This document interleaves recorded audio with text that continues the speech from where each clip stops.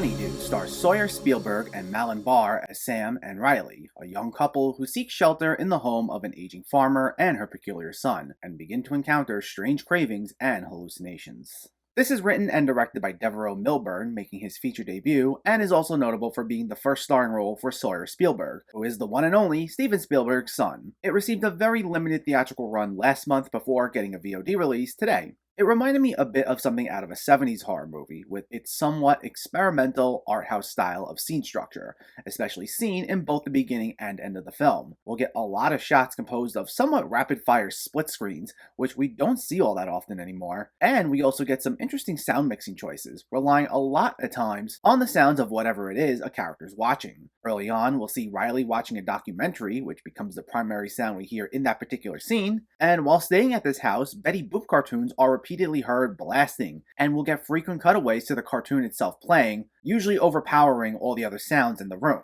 Like a few other films we've gotten this year, this is yet another slow burn horror movie that will be very divisive. You're either going to love or hate this one, and I can totally understand where you're coming from no matter what side you land on. Now I will say, Milburn's direction is incredibly solid, and he does a good job of building up suspense. All the scenes taking place inside the house are very unsettling. His shots are composed well, and each scene supported by a menacing soundtrack. Though it's also due to the performance of Barbara Kingsley as Karen, the old woman who resides in the house Sam and Rylie stay in. She's clearly eccentric, and she often seems to talk past our main characters, sometimes ignoring what they say, as she'll sometimes insist on them going along with what she wants them to do. But there's such glee in the way she revels in her own weirdness that it does come off as genuinely creepy. And anytime she's on screen, those are hands down some of the film's best moments. Now, both Spielberg and Barr are also good here, and they do what they can with their material, but there's not much to their characterization. We find out Rylie's studying for her doctorate, while Sam's an actor for an upcoming production. But that's about it, and we don't learn much about them, and those little snippets of information we do get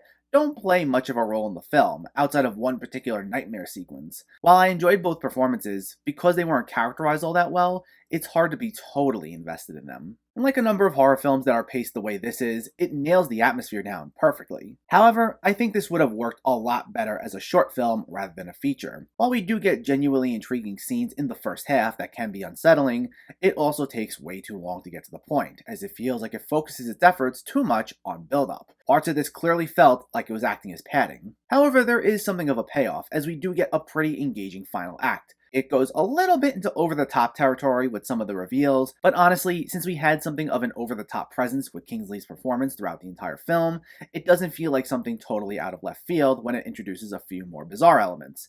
Tonally, it all fits. Overall, I thought this wasn't bad, and I would say I enjoyed it. It did start to lose me a bit in the middle, but it comes back around in the end. However, if you were to tell me you hated this, whether it be for the characterization or its pacing, I totally understand. So I'd say proceed with caution on this one.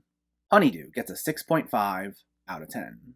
So let me know, did you see Honeydew, or are you planning to see it, and what were your thoughts? Did you wind up liking this one? Is there a divisive movie that you've seen and liked? Let me know in the comments below so we can discuss. Also, if you enjoyed this video, please like it and share it, and for more movie reviews and film discussion, please make sure to hit that subscribe button to stay updated. Thanks for watching everyone, and keep having fun with film.